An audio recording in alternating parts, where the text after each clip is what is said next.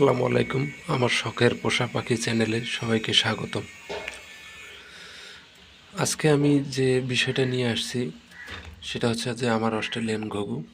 আমি গত ভিডিওতেও দেখিয়েছিলাম যে এরা অলরেডি ডিম দেওয়ার প্রস্তুতি নিচ্ছে।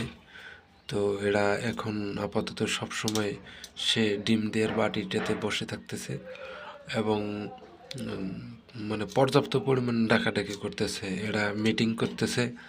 তারপরে হচ্ছে যে এরা মানে দিনের মানে মানে প্রায় সময়ই ওখানে বাটিতে বসে থাকতেছে। তো আমি আসছিলাম যে ওদেরকে খাবার দিতে। খাবার দেওয়ার পর তারা আর কি মূলত বাটি থেকে নেমে এসে এরা ওই করতেছে আর কি, খাবার আপাতত খাচ্ছে। লোকজন দেখলে আর কি নিচে নেমে আসতেছে। এটাই। সবাই ভালো থাকবেন। আসসালামু আলাইকুম।